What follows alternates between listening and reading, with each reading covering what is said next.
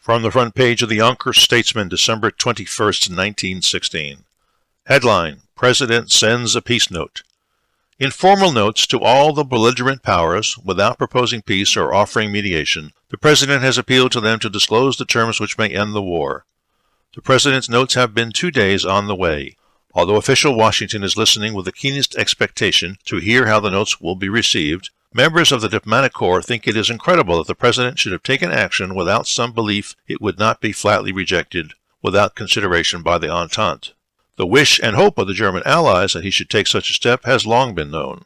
Officials and diplomats analyzing the note find something deeper than an appeal for consideration of peace terms.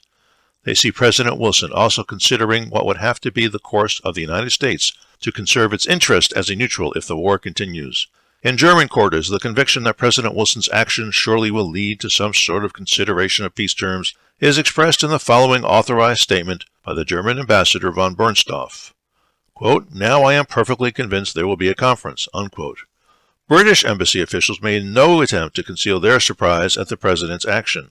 The danger of the United States itself being drawn into the war by reason of its increasingly critical position as a neutral was one of the moving considerations in the President's dispatch of notes to the belligerents urging that they discuss peace terms.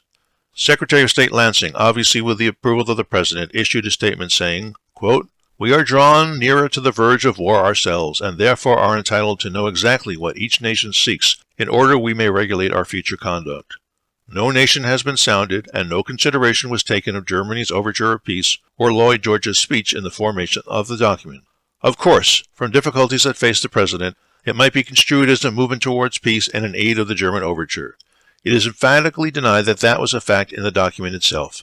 The tending of the note will indicate the possibility of our being forced into war, and that possibility ought to serve as an arresting force for the safeguarding of American rights. It may also serve to force an earlier conclusion of the war. Neither the President nor myself regards this as a peace note. It is merely an effort to get the belligerents to define the ends for which they are fighting." Unquote. In London, the suggestion of the United States for mediation among the belligerents has been referred at the Foreign Office and is now under consideration, pending which no statement will be made. While the morning papers give much prominence to American and other foreign comment on Premier Lloyd George's speech, the question of peace was sidetracked today for the discussion of the projected national service. The comment everywhere indicates the readiness of the nation to mobilize.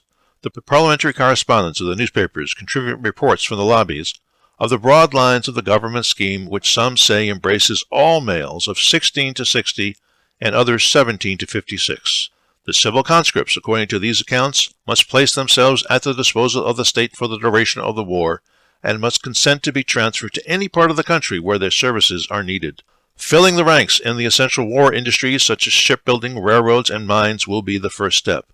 Enrollments will not, however, be confined to manual workers, and everybody from the leisure-rich downwards must either volunteer or eventually be forced into national work. The employment will be allotted according to respective capacities.